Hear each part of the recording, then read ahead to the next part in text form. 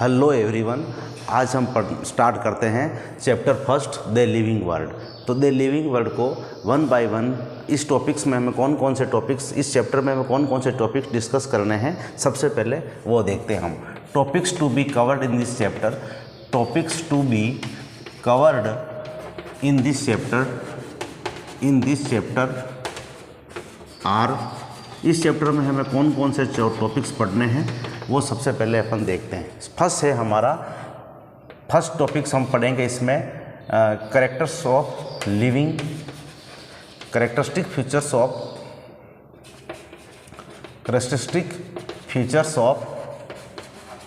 Features of living organism. उसके बाद हमें डिस्कस करेंगे, उसके बाद हम पढ़ेंगे बायोडाइवर्सिटी एंड बाइनोमियल क्लेचर। उसके बाद हम डिस्कस करेंगे इसमें जैसे characteristic features of living organism हो गया, बायोडाइवर्सिटी हो गया। उसके बाद हम देखेंगे टैक्सोनॉमिक हेरारकी। उसके बाद हम डिस्कस करेंगे टैक्सोनॉमिक एड्स। तो इस चैप्टर्स में ये सारे टॉपिक्स हमको डिस्कस करने हैं। तो वन बाय वन हम स्टार्ट करते हैं। फर्स्ट टॉपिक जो हम स्टार्ट करेंगे, आप एक बार देख लीजिए कि इस चैप्टर्स में एनसीईआरटी का ये फर्स्ट चैप्टर है द लिविंग वर्ल्ड, और इस द लिविंग वर्ल्ड चैप्टर्स में ये सारे टॉपिक्स हमको पढ़ने हैं। वन बाय वन हम एक एक टॉपिक्स को डिस्कस करेंगे, आप साथ में नोट्स लिखते जाएं। तो फर्स्ट हम स्टार्ट करते हैं character what is living. First हमारे माइंड में एक क्वेश्चन आता है कि व्हाट इज़ लिविंग थिंग्स क्या होती है। देखिए, in everyday life when you observe many things, everyday life में अपन एलिफेंट्स को देख रहे हैं, या सपोज एक डॉग को देखते हैं, एक चेयर को देखते हैं, टेबल को देखते हैं, और इन सब चीज़ों के बेसिस पर अपन डिसाइड करते हैं ये लिविंग है या नॉन लिविंग है। और इजीली हम किसी भी लिविंग और नॉन लिविंग थिंग्स को इजीली ऑब्जर्वेबल कर सकते हैं। अब हमारे माइंड में ये क्वेश्चन आता है, फर्स्ट क्वेश्चन ये आता है कि कोई लिविंग ऑर्गेनिज्म है तो उस लिविंग ऑर्गेनिज्म में क्या कैरेक्टरिस्टिक फीचर हैं, किसके बेसिस पर हम कहें कि ये लिविंग है या नॉन लिविंग है। तो कुछ कैरेक्टरिस्टिक फीचर्स हैं, कुछ ऐसे बेसिक फीचर्स हैं जिसके बेसिस पर अपन लिविंग थिंग्स को क्लासिफाइड करते हैं। तो characteristic features of living things are, तो हमारा फर्स्ट टॉपिक ही यही है, कैरेक्टरिस्टिक फीचर्स ऑफ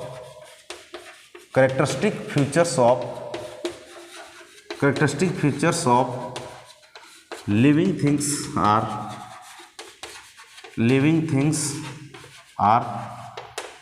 कौन कौन से कैरेक्टरिस्टिक फीचर्स हैं लिविंग थिंग्स के। सबसे पहले अपन देखते हैं ग्रोथ। एक लिविंग थिंग्स में ग्रोथ होती है। अब ये आगे बात करेंगे कि ग्रोथ डेफिनेट कैरेक्टर है या इनडेफिनेट कैरेक्टर है, और किसे हम कहेंगे डेफिनेट, किसको इनडेफिनेट कहेंगे, वो भी अपन बात करेंगे। ग्रोथ, उसके बाद है रिप्रोडक्शन के बाद बात करेंगे अपन मेटाबॉलिज्म, और मेटाबॉलिज्म के बाद हम और डिस्कस करेंगे सेल्यूलर ऑर्गेनाइजेशन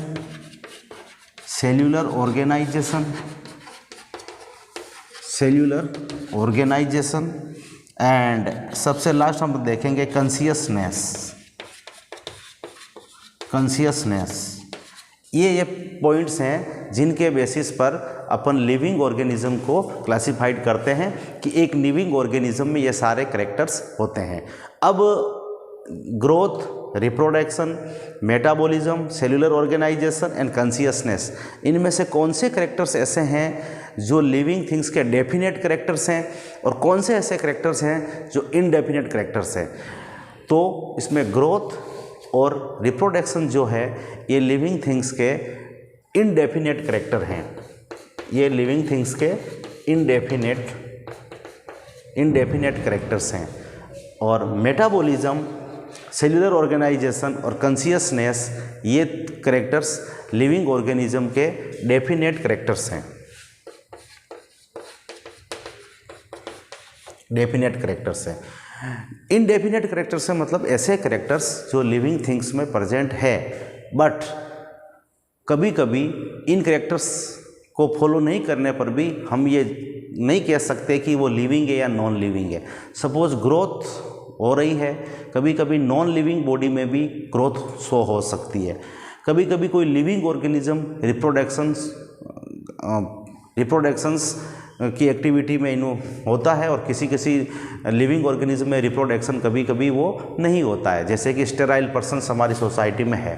तो इसका मतलब ये हो सकता है कि ग्रोथ और रिप्रोडक्शन एक लिविंग ऑर्गेनिज्म में है, बट श्योर नहीं है, ये डेफिनेट नहीं है कि लिविंग ऑर्गेनिज्म में ग्रोथ और रिप्रोडक्शन होना चाहिए। हाँ, मेटाबॉलिज्म, सेल्यूलर ऑर्गेनाइजेशन और कॉन्शियसनेस ये definite character of living organism है। जो मेटाबॉलिज्म नहीं हो पाएगा किसी सेल में, इसका मतलब वो लिविंग ऑर्गेनिज्म नहीं है। अगर किसी ऑर्गेनिज्म की बॉडी सेल से बनी हुई नहीं है, इसका मतलब वो लिविंग ऑर्गेनिज्म नहीं है।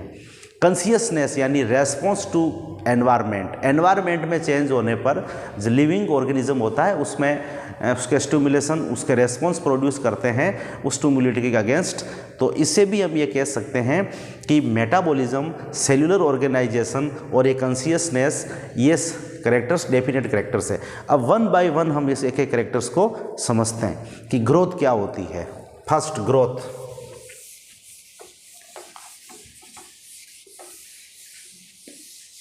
तो ग्रोथ को अपन देखते हैं। ग्रोथ का मीनिंग होता है, ए नंबर पे है ग्रोथ। ग्रोथ का मीनिंग क्या होता है? Increase in mass and cell, increase in mass and cell, increase in mass and cell. जब भी किसी लिविंग ऑर्गेनिज्म में मास बढ़ता है या उसका वेट बढ़ रहा है, मास से इसे मीनिंग ये समझ लीजिए आप, अगर नॉर्मल वे में एक्सप्लेन करूँ तो जैसे किसी लिविंग ऑर्गेनिज्म का, जैसे मेरी बॉडी का स्ट्रक्चर्स है, जब इसमें नंबर ऑफ सेल्स बढ़ती है, जब इसमें एक सेल से 2 हो गई, 2 से 4 सेल्स हो गई, नंबर ऑफ सेल्स बढ़ती है और मेरा मास इंक्रीज होता है, इसको अपन क्या बोलते हैं? ग्रोथ, इसको ग्रोथ बोलते हैं। ठीक है। और अब ग्रोथ जो होती है in plants growth occurs through out the life. Plant में ग्रोथ जो होती है थ्रू आउट लाइफ प्रेजेंट होती है। While in animal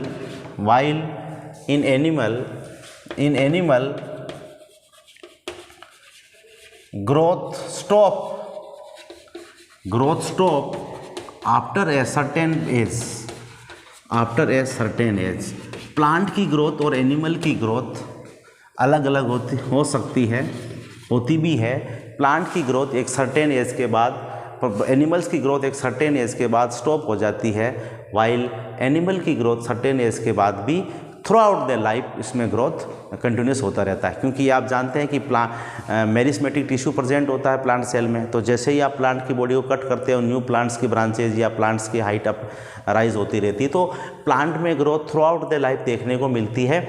while in animals एक सर्टेन एज के बाद ये ग्रोथ स्टॉप हो जाती है। अब अपन देखते हैं सम टाइम, कभी कभी क्या होता है, some time non living organism also show growth. कभी कभी किसी नॉन लिविंग ऑर्गेनिज्म में भी ग्रोथ देखने को मिलती है। So growth by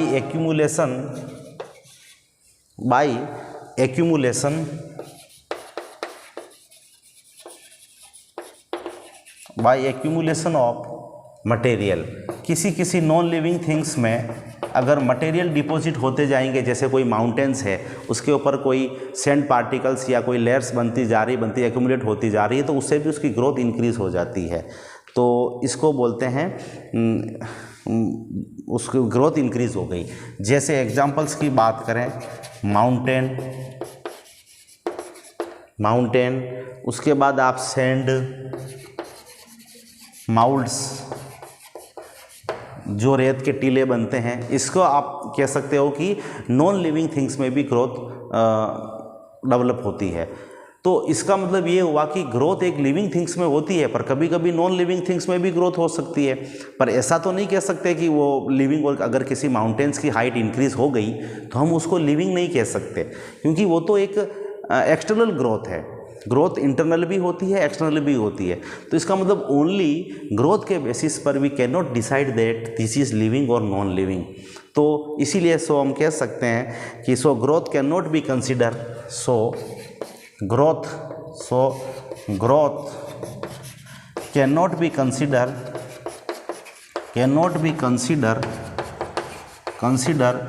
a definite property of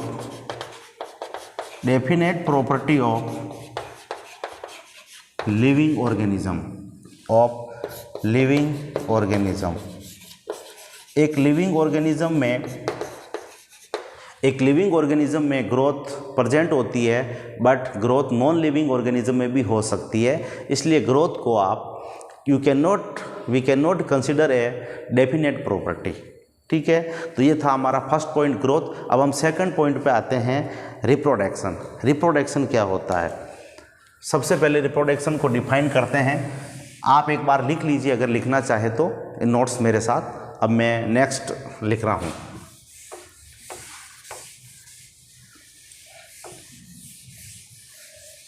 students, आप ध्यान से सुनते हुए नोट्स भी बना लें। इससे क्या होगा कि आपके बोर्ड एग्जाम्स के लिए और नीट में भी अगर कोई एमसीक्यू बेस्ड क्वेश्चन बनेगा तो आप इसे कर लोगे। जैसे अब है सेकंड हमारा रिप्रोडक्शन। तो हमारा सेकंड पॉइंट है रिप्रोडक्शन। सबसे पहले अपन देखते हैं कि रिप्रोडक्शन क्या होता है। हम जानते हैं रिप्रोडक्शन ये बायोलॉजिकल प्रोसेस, रिप्रोडक्शन एक बायोलॉजिकल प्रोसेस है। A biological process by which living organism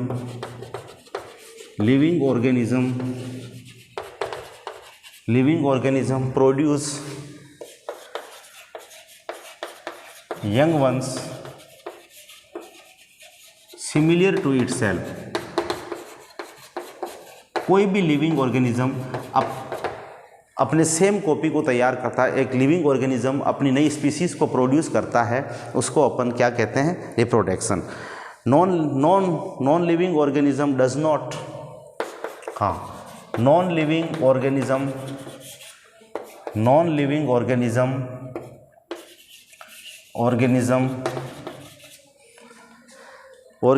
does not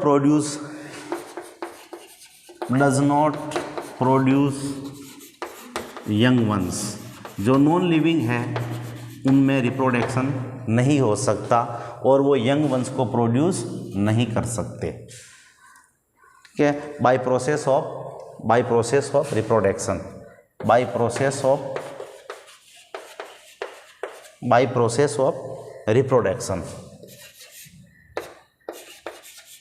non living organism में रिप्रोडक्शन नहीं हो सकता। Every living organism follow reproduction. Okay, so but every living organism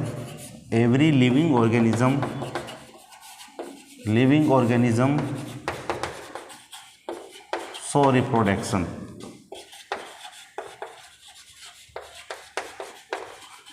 But sometime, लेकिन एक important चीज़ ये है, but sometime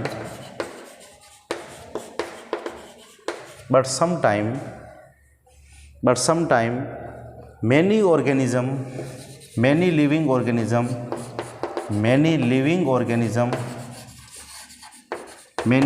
organism not produce young ones, या cannot produce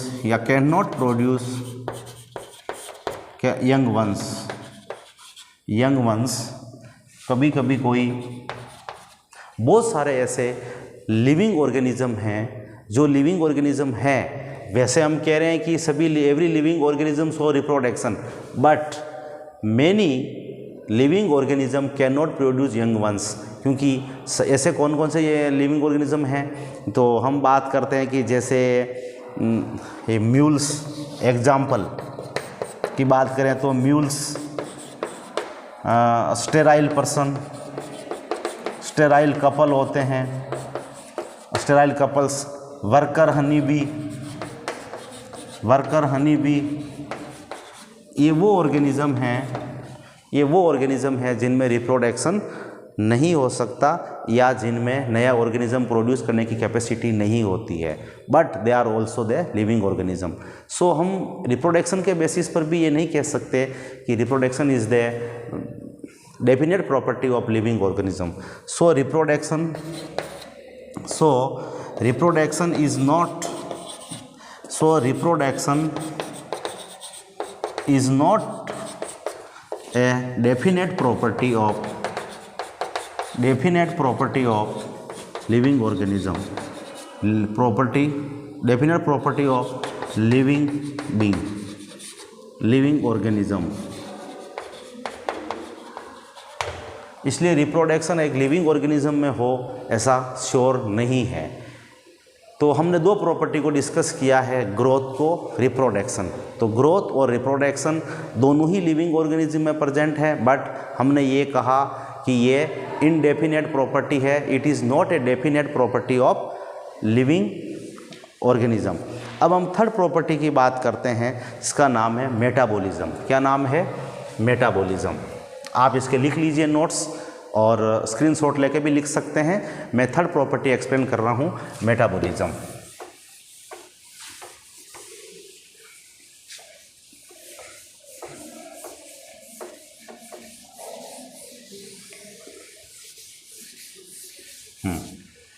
हमारी थर्ड प्रॉपर्टी जो है वो है मेटाबॉलिज्म। सबसे पहले आप इसके मीनिंग को समझिए, मेटाबॉलिज्म का मीनिंग क्या होता है। मेटाबॉलिज्म का मतलब होता है कि एक लिविंग ऑर्गेनिज्म जिसकी बॉडी में बहुत सारी केमिकल रिएक्शंस रन करती है, जिससे उसके अंदर फूड का ब्रेकडाउन होता है, एनर्जी रिलीज होती है। इस प्रोसेस को अपन क्या बोलते हैं? मेटाबॉलिज्म। तो सबसे पहले अपन समझते हैं मेटाबॉलिज्म की definition. The sum total of all chemical reaction, the sum total of all chemical reaction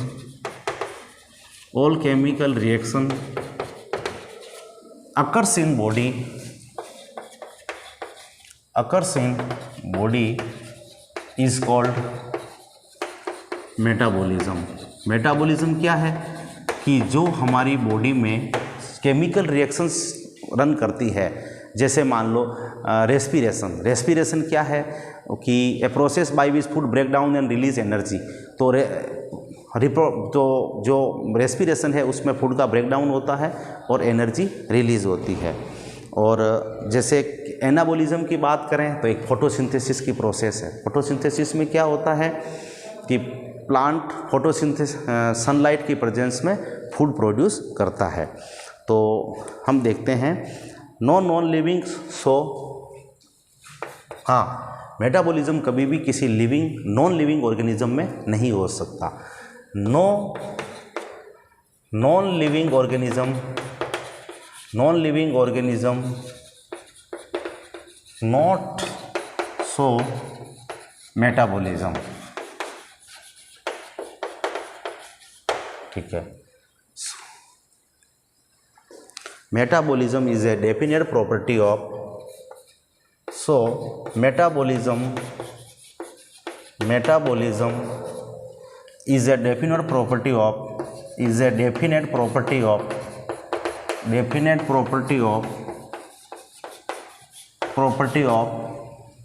living organism।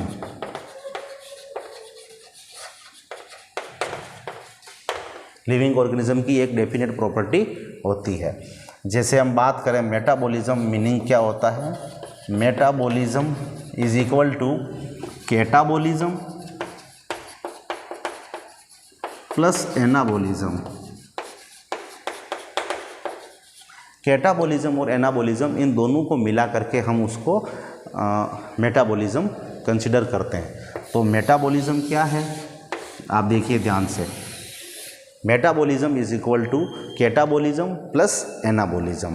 Catabolism मतलब break down of food and anabolism means synthesis of food. तो ये हमने 3 प्रॉपर्टी देख ली। ग्रोथ को तो हमने discuss कर लिया, हमने रिप्रोडक्शन को डिस्कस कर लिया, हमने मेटाबॉलिज्म को डिस्कस कर लिया। अब हम इसकी 4th प्रॉपर्टी, एक लिविंग ऑर्गेनिज्म की प्रॉपर्टी को हम डिस्कस कर रहे हैं, जिसमें हमने ग्रोथ को डिस्कस कर लिया, रिप्रोडक्शन को डिस्कस कर लिया एंड हमने मेटाबॉलिज्म को भी पढ़ लिया। अब हम बात करते हैं सेल्यूलर ऑर्गेनाइजेशन। क्या बात करते हैं? Cellular organization.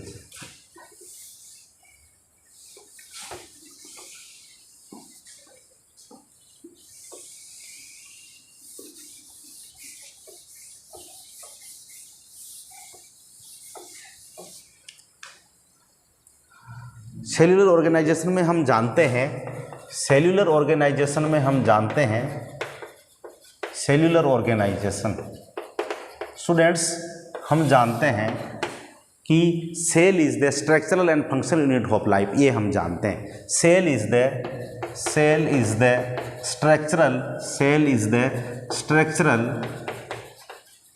And functional unit of life. Functional unit of life. Cell क्या है? एक बॉडी की स्ट्रक्चरल और फंक्शनल यूनिट होती है और each and every living organism is made up of cell. बड़ी इंपॉर्टेंट बात है, each and every living organism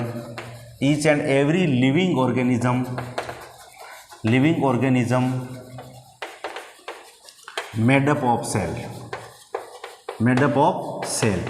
each and every living organism is composed of cell या is made up of cells. हर living organism cell से बना हुआ है और जो नॉन लिविंग ऑर्गेनिज्म है उसकी बॉडी सेल से नहीं बनती है। Non living organism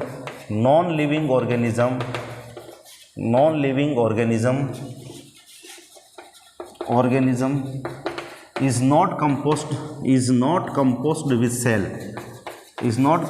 with cell। Non living organism cell से बना हुआ नहीं है या उसकी बॉडी सेल्यूलर ऑर्गेनाइजेशन नहीं होता है। सो हम इसको भी एक डेफिनेट कैरेक्टर में कंसिडर करते हैं। Cellular organisation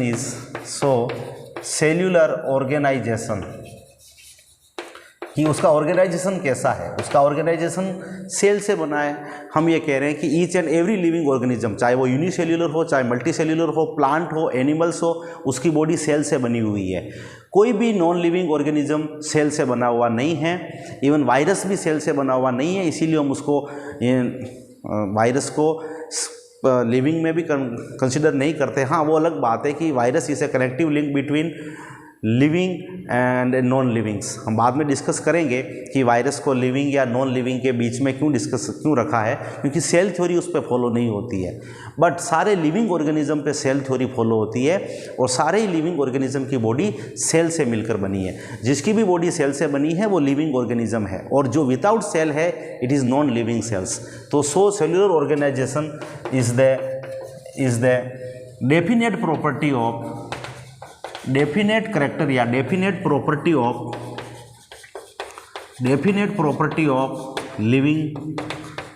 living organization, living organism का। Cellular organization is the definite property of living organism.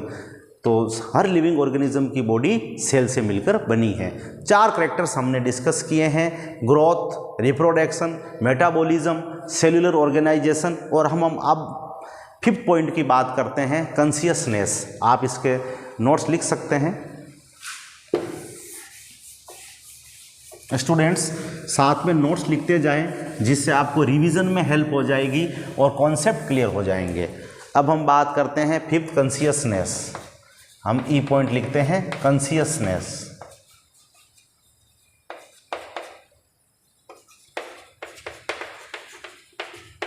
Consciousness से मीनिंग होता है रेस्पॉन्स टुवर्ड्स एनवायरनमेंट। एनवायरनमेंट में जो फिनोमिना अकर्स होता है उसको देख करके लिविंग बॉडी रेस्पॉन्स प्रोड्यूस करती है। एनवायरनमेंट में जो भी each living organism is aware about surrounding environment. इसका फर्स्ट पॉइंट ही हम यही लिख रहे हैं, each living organism each living organism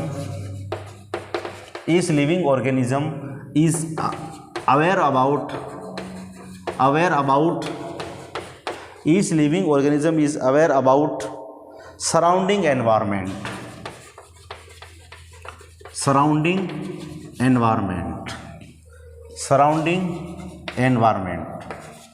जो एनवायरमेंट में स्टिमुलेशन हो रहा है, एनवायरनमेंट में जो चेंज हो रहा है, वो उसी चेंज को देखते हुए लिविंग ऑर्गेनिज्म भी अपनी बॉडी में रेस्पॉन्स प्रोड्यूस करता है कि बाहर विंटर है, होम्योस्टेटिस बनाए रखता है विंटर में, समर में, रेनी सीजन में, डिफरेंट अलग अलग क्लाइमेटिक फैक्टर में टेम्परेचर हाई है, लाइट हाई है, इंटेंसिटी ऑफ लाइट कैसी है। तो सराउंडिंग मीडियम में इस एनवायरनमेंट में जो भी चेंजेस हो रहे हैं उस चेंजेस को देखते हुए एक लिविंग ऑर्गेनिज्म में इस लिविंग ऑर्गेनिज्म भी रेस्पॉन्स प्रोड्यूस करता है। Okay, human being response towards environment, अगर ह्यूमन बीइंग की बात करें तो ह्यूमन बीइंग क्या करता है, ह्यूमन बीइंग रेस्पॉन्स कैसा रेस्पॉन्स देता है, response towards environment human being response towards environment through sense organ. Human being कैसे देगा, ह्यूमन बीइंग किस तरह से रेस्पॉन्स प्रोड्यूस करता है, through sense organ. Human being में सेंस ऑर्गन होते हैं और उस सेंस ऑर्गन को देखते हुए ह्यूमन बीइंग रेस्पॉन्स प्रोड्यूस करता है। अब प्लांट ऑल्सो रेस्पॉन्स, प्लांट में भी रेस्पॉन्स होता है, प्लांट भी लिविंग ऑर्गेनिज्म है तो प्लांट भी रेस्पॉन्स प्रोड्यूस करेंगे। Plant also response towards external factor, plant also produce response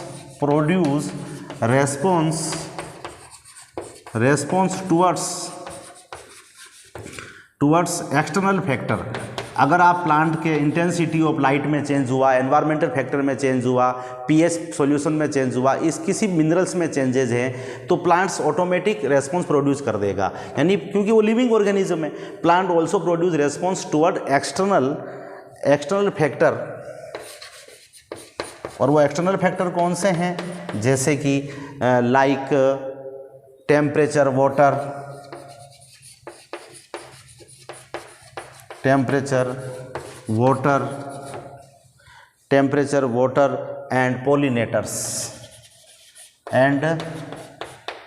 and pollinators pollinators means insect. बहुत सारे इंसेक्ट जो प्लांट्स के फ्लावर्स पर अट्रैक्ट होते हैं पोलिनेशन के लिए, तो प्लांट्स उसमें भी अलग अलग तरह का रेस्पॉन्स प्रोड्यूस करता है। सो हम कह सकते हैं it is definite character of living organism. So consciousness is definite property, so it is definite property of living organism।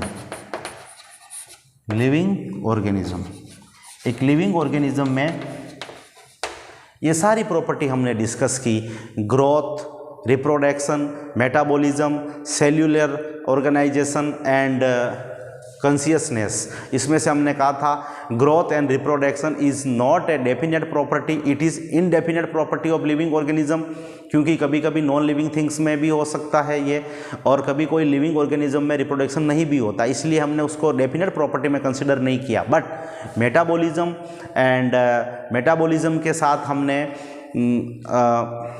Metabolism, consciousness और सेल्यूलर ऑर्गेनाइजेशन, इसको हमने डेफिनेट प्रॉपर्टी में डिस्कस किया है। तो स्टूडेंट्स, आज हमने एक टॉपिक को क्लियर किया है जिसका जो टॉपिक है characteristic features of living organism, कि आप लिविंग ऑर्गेनिज्म किसको कह सकते हैं। तो हमारा ये टॉपिक्स हो गया है। अब हम सेकंड टॉपिक्स जो डिस्कस करेंगे वो होगा biodiversity and its significance. Biodiversity क्या है और उसमें अदर वेरियस एस्पेक्ट्स जो हैं हम उसको डिस्कस करेंगे। ठीक है स्टूडेंट्स, इसको लिखें आप, और अगर कोई डाउट है तो आप मुझे पूछ सकते हैं। Thank you, have nice day.